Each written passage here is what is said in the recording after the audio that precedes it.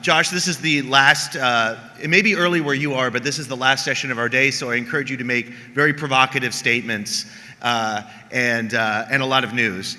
I'm very glad to be joined by Josh Geltzer, who is the Deputy Assistant to the President, Deputy Homeland Security Advisor for the National Security Council, and a longtime contributor to the Global Security Forum.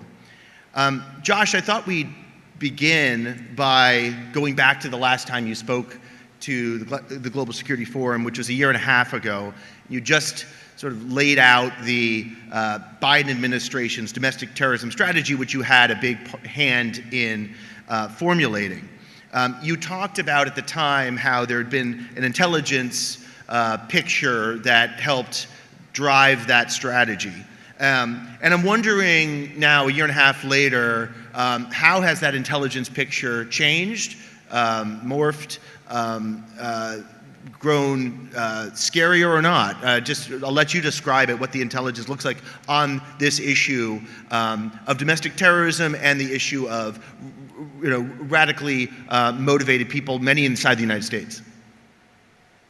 It's a great place to start, Mark. I'll just begin by thanking you. It's a particular privilege to get to do this with you. I look very large on that screen compared to you on stage, so I want to reassure people that in Washington, we are approximately the same size humans. I want to thank Ali Soufan, as always, for the chance to be part of this discussion, which really every year is notable for how much it contributes to all of our thinking on these issues. So I'll pick up, as you say, Mark, with an intelligence picture that really does continue to evolve. And I think by this point, at least Americans are, unfortunately, quite familiar with acts of domestic terrorism that this country has seen in recent years. I think over the past year or so, the horrific shooting at the supermarket in Buffalo may loom largest in people's recollection. And in some ways, that incident was a microcosm of lots that we worry about. It was someone who quite explicitly was inspired, motivated to violence online. It is someone who left behind very clear justification, if you will, of why he did the horrific act of violence he did, which was on a racially, ethnically motivated basis. But here's the point I really want to emphasize, Mark, which is he looked to, as inspiration, acts of racially or ethnically motivated violence, not just in the United States, but globally. And that's a piece that we really see evolving and that Americans may find newer, but it's important to absorb, which is even as these acts, as isolated incidents, get properly characterized under our law, under our policy as domestic terrorism, they increasingly fit into a global landscape in which racially or ethnically motivated violent extremists look to each other around the world as motivation, point to each other's acts of violence, egg each other on, share their contorted, perverted worldview, and to some extent travel and meet up with each other and even share finances. So that increasingly transnational picture is, I think, part of what we see evolving in this space. Okay, so describe a little bit about this picture. You say that sometimes they meet up, sometimes they share finances. I mean, is this something that's emerging as a kind of network, as we've commonly come to know global terrorist networks like Al-Qaeda? I mean, what unites these people and how? It is a network, and it's a network that I think is different from how we've come to think about terrorist networks over the past 20 years or really even longer. You know, as we've looked at Al-Qaeda and ISIS, and even before that and during that, entities like the FARC or the Shining Path or terrorist groups of many decades now, we have tend to see a couple things. One, a hierarchy of sorts. Two, a structure within that has roles within an organization, more senior, more junior, and something of a stable ideology or worldview or at least notional platform that purports to justify the violence in which these terrorist groups engage. The remedies are a bit different from that. They are maybe even better described as a movement than a network. They are diffuse. Individuals, I don't think, tend to view themselves as card-carrying adherents of one particular organizational structure that they could put down on a piece of paper and indicate who controls whom or who gives orders to whom. Instead, the organization of these individuals and their justification for violence tends to be more amorphous, vaguer, evolving over time, absorbing new elements, sometimes taking in new lies about election results, new notions of overreaching COVID restrictions. They absorb these elements into their worldview and then move on. And I'll just say one more thing, Mark, which is if there's a way to think about this, again, a kind of paradigm case, it might be this entity movement known as Terrorgram, which is itself a transnational collective of individuals who contribute articles, writings to periodic publications of a sort, virtual publications, and that have now been linked to real world violence, but who I don't think see themselves as a hierarchy, as a structure, and instead as more a loose configuration of individuals who share a worldview that at its core has this racially, ethnically superior notion, and then a lot of other elements that come and go. So you mentioned financing. Can you talk a little bit about where the financing comes from, how significant it is, how much it takes to finance these types of attacks? And I'll start with that last piece, because the answer is not much. These attacks in the racially, ethnically motivated, violent extremist space tend to be individuals or small groups who may have spent a long period of time simmering in their hatred, spreading, absorbing, amplifying biases and hatreds online or in the physical world or both, and then decide at some point to make that move to physical world violence. And to do that as an individual or as a small group, it tends to be relatively cheap. Now, we have seen, and some of our national security cabinet have testified to this in appearances before the US Congress, we have seen some movement of finances, individuals who are part of this amorphous network, maybe it's network of networks that you and I are talking about. And we've seen them move money here and there. And that matters because we should be doing everything in our power as not just the US government, but really like-minded governments to cut off anything that could facilitate this sort of violence. And we have tried to work with our Treasury Department, which has been a leader in trying to identify these flows and cut them off. But it is worth emphasizing that these attacks, simple as they can be, small as the number of people who are involved with them can be, they can be relatively cheap. And so it doesn't necessarily require huge sums of money to flow across national borders or even within countries in order to facilitate the type of shooting, for example, that we did see in Buffalo. Talking about some of the drivers, ideological drivers or current events drivers of some of these attacks, obviously one big thing that has happened since the last time you spoke on this issue to this forum is the war in Ukraine. And I'm wondering, do you see that as a driver in any particular direction of the ideology that does it inflame the passions of the people who might carry out these attacks? Has it moved the needle at all? I think the answer is both probably yes and a little bit too soon to tell. And so here's what I mean by that.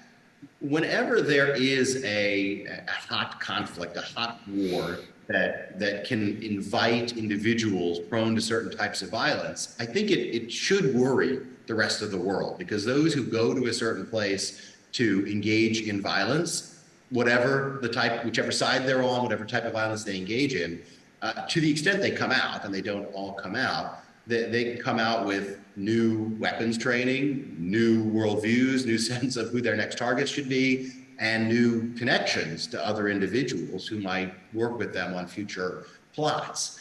And of course, as the horrific Russian further aggression in Ukraine continues, and as Ukraine attempts to defend itself and sovereignty, it is generating a place where that can happen. Now, part of the reason I say too soon to tell is the tail of this sort of thing can be long.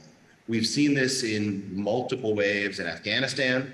We've seen this in other places. Of course, Iraq and Syria at the peak of ISIS loom large in this. And so what it means for hundreds or thousands of fighters to flow to a particular conflict, to spend time immersed in, engaged in that conflict, and then for some subset of those at some point to emerge, what they do with that, whether their ideology as they emerge from it means that whatever violence they engaged in stops there, or whether it has a call to violence elsewhere, I think it takes some time to know. I will say that we as a government are actively working on getting ahead of it, even as it evolves and unfolds. We have, I think, been very clear about urging Americans in particular not to go fight in Ukraine to the extent they want to contribute to the cause of supporting Ukraine's resistance to aggression. There are many, many other ways we encourage and urge Americans and others to do so. But we are trying to be careful about what it might mean for individuals who go there to then reemerge and potentially pose some sort of threat. So even with non-Americans, I'm wondering how the conflict like this and the very aggressive Biden administration support for the Ukrainian side complicates issues that you're working on. So for instance, you take a group like the Azov Brigade, right, where very long identified for its neo-Nazi ideology. This is a group fighting on behalf of Ukraine. Does that mean that they're off limits and you have to sort of be more careful about what action you take on that front vis-a-vis them because of the larger issue of this is a hot war going on against Russian aggression? So the overly simplistic answer to that is it's a complicated world, and Ukraine is a complicated place right now, to be sure. I do think that our fundamental starting point is that we owe it to Americans, we owe it to the homeland to protect those here. And to the extent any individual's association with violence, with collective violence, with entities associated with violence means that they would not, for example, be allowed into our country, or whether they would qualify for some sort of further scrutiny if they tried to pursue air travel. None of that is going to be put on hold or put to the side, despite what may be the kind of affiliations in a conflict in Ukraine that are as you described them. Instead, I think if individuals might pose a threat to air travel by coming to the United States, that might pose a threat to Americans by entering, we will act on that on an individualized basis, consistent with law and policy as it would have been before this conflict. But what exactly it means to emerge from the way in which entities, some Ukrainian, some obviously transnational, have engaged in the conflict there, and what it looks like as they emerge, and what we hope is an end to that conflict sooner rather than later. I think it's stay tuned is the fairest answer I can give you. Well, so in a similar vein, when you look at designating groups, foreign terrorist groups, to my knowledge, the only one of these sort of groups that we're discussing right now that has been designated is the Russian imperialist movement, and that was done so by your predecessors, the Trump administration. Some might say, well, why hasn't the Biden administration been more aggressive in doing what the Trump administration did, designating these groups? Were they more aggressive than your administration has been on this issue?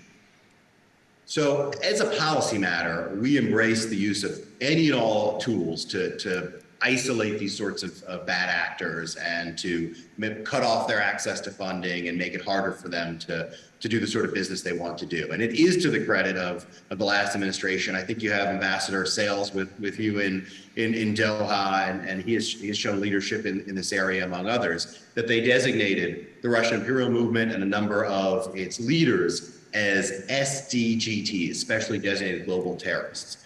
In our administration, we've added to that. We added a number of individuals associated with RIM, the Russian imperial movement, as additional derivative designees last year. And we reflected in the 2021 National Strategy for Countering Domestic Terrorism an absolute policy willingness to use not just the SDGT designation, but others like the Foreign Terrorist Organization designation, where appropriate for these entities. So ideologically, nothing's off limits. Now, where it has been hard in practice, but where the work very much continues, is the fact that these entities, movements, whatever the right characterization of them might be, they are structured differently from those entities that had become familiar for FTO designation or SDGT designation for the years prior. This goes back to the point you and I were discussing earlier, Mark, which is they do tend to be diffuse, less hierarchical, less consistent in their structure. Now, that doesn't make them immune to designation, but it does mean that we need to be confident as policymakers, as lawyers, that as designations proceed, they meet the statutory or other thresholds for designation. And we are working very hard to ensure comfort with that in a context where bad actors self-organize rather differently. But I think you'll see more to come in this area. And I would just emphasize that we are absolutely committed to using these tools where we can be confident that the facts and the nature of these entities meet the relevant standards and thresholds. So when we look at designations, what we've seen in the last year is some of the United States' closest partners, their Five Eyes partners like New Zealand and Canada, have designated U.S. groups like the Proud Boys, right, as terrorist groups. Now, obviously, it's a complicating factor for a U.S. government in terms of it. They're not a foreign group; it's a domestic group.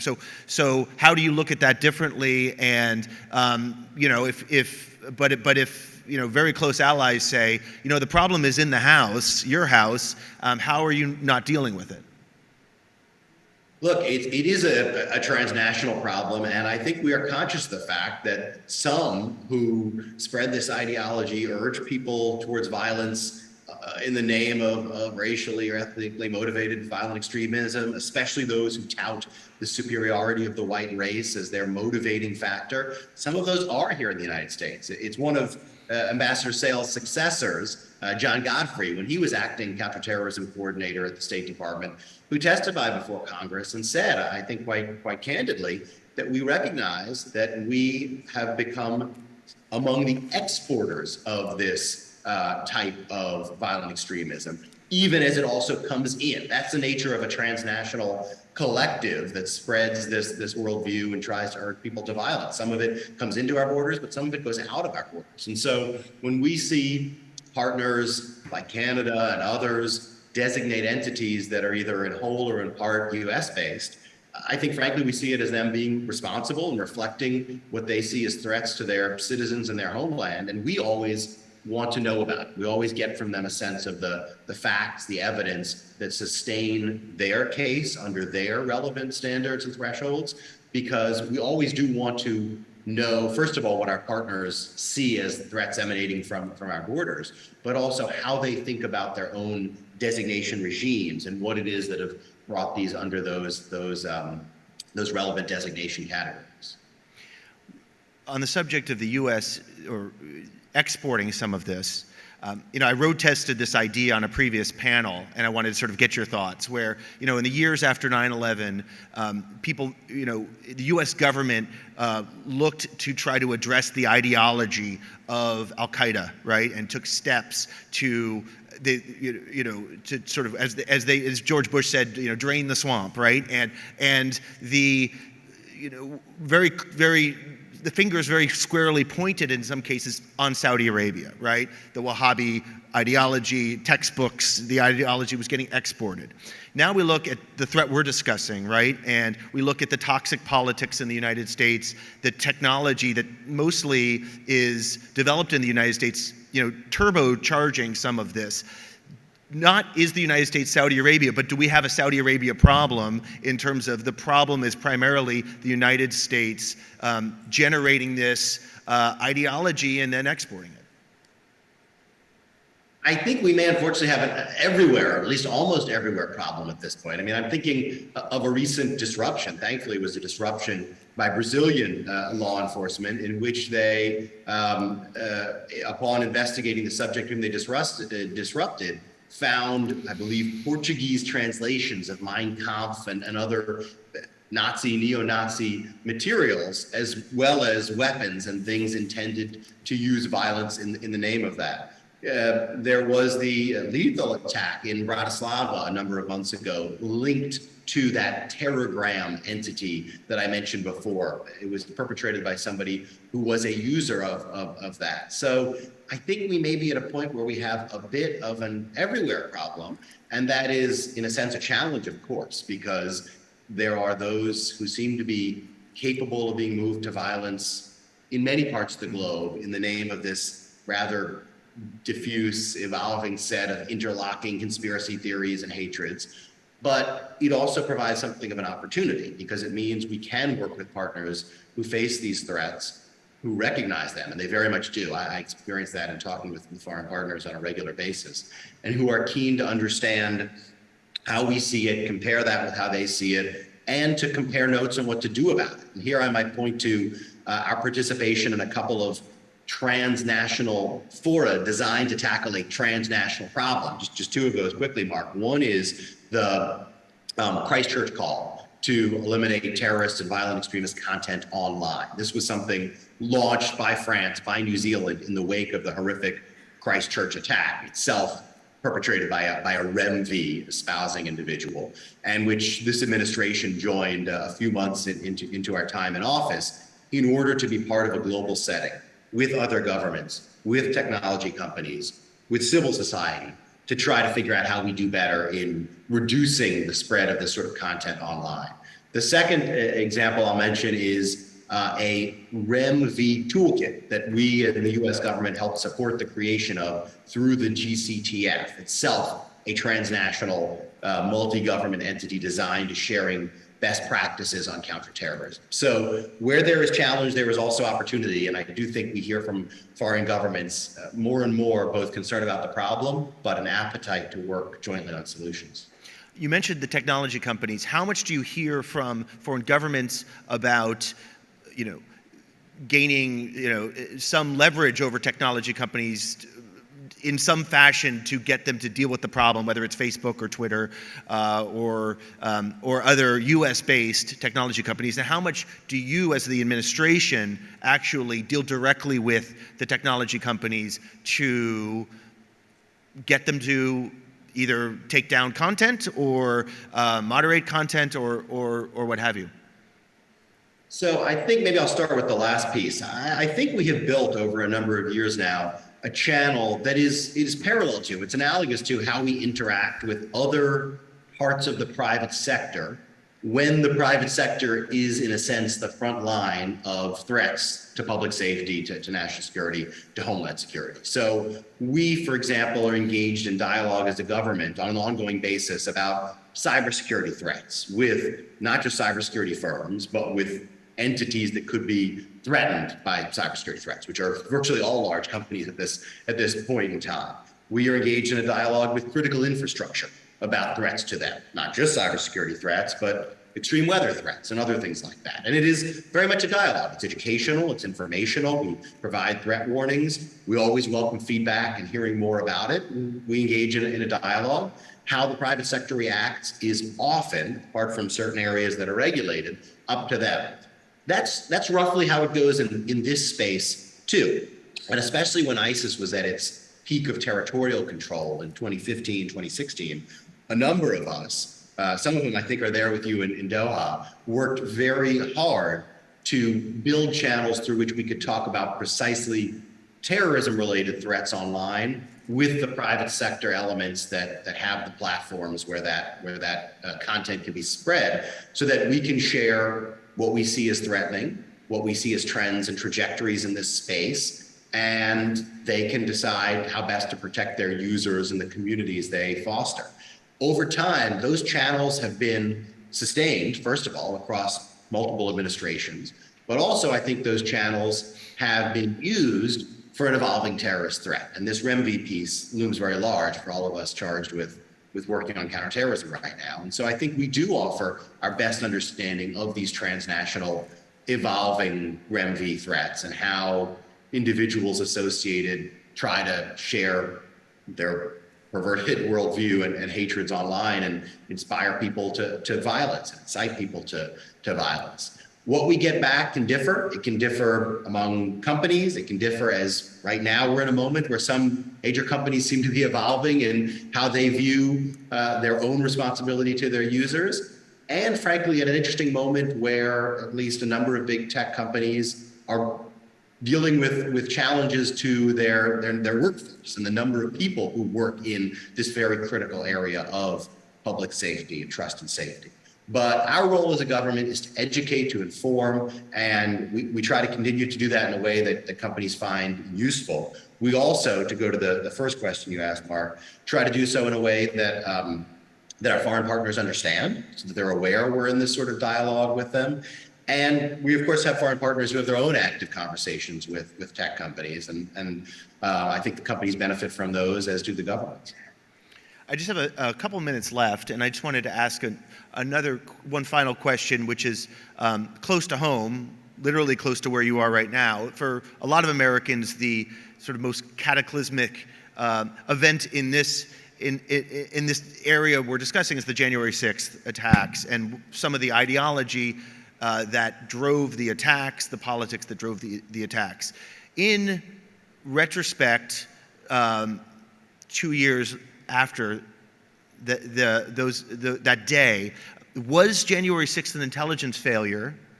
And what is the government doing to ensure that there is never they're never sort of caught off guard again, if you do think it was a degree of an intelligence failure, so something like that couldn't happen again? Describing it as close to home is just right, Mark. And I will say that those of us who had the privilege, the opportunity to come back to government on January 20, 2021, so 2 weeks to the day after those attacks, it felt very much at home. I mean, coming back to this campus through a city that was locked down, through multiple checkpoints that the buses bringing those of us who were the first wave of coming back to the White House had to go through, it was palpable. And I say that just to underscore how seized we were as an administration, that we were entering office with this as a challenge that had changed the face of Washington, but really had changed the contours of the country. That is partly why week one of the administration, we announced that we would be building a domestic terrorism focused unit at the National Security Council, that we would be doing a 100-day review of how we're tackling the challenge, and that we were commissioning a comprehensive threat assessment from law enforcement and the intelligence community on exactly what we were inheriting, all of which fed into the strategy we released in June 2021, but really, more importantly, has fed into the implementation that continues to this day. So I think the work that we're doing across the pillars of that strategy, from understanding the threat better and generating better analyses of it, sharing that better across the federal family, plus with state and local law enforcement, investing in violence prevention, trying to stop people before they get to the stage of engaging or attempting to engage in acts of violence that are qualifying as domestic terrorism, ensuring that law enforcement, as it has increased the priority in U.S. attorneys' offices, in FBI field offices, at Maine Justice, with state and local partners, that they apply to this problem set, and that we're trying over time to reduce the long-term drivers of this. The very hard, but also very persistent issues of access to certain weapons that can make acts of domestic terrorism more lethal when they do occur, of the racism that is a major fueling factor of dominant strands of domestic terrorism ideology today. I think all of that is informed by the lessons learned from January 6th. And I'll say one more piece, Mark, which is there's a defensive side too. We started in those first days of the administration working very hard on national capital region security and ensuring that we were fostering the type of intelligence, analysis, fusion, and turning that into preparedness on the part of the very complicated intersecting set of actors who have responsibility for security here in the National Capital Region. We've had opportunities to test that in years since, and we think we've built something that will always need to be sustained, but that has made a real difference in our preparedness here. I lied. One more question, and it's related, but it's, if you look back at 9/11, of course, one of the this part of the fallout of 9/11 was this understanding that the intelligence was there, it was not shared. There were multiple failures along the way that possibly could have prevented the attacks.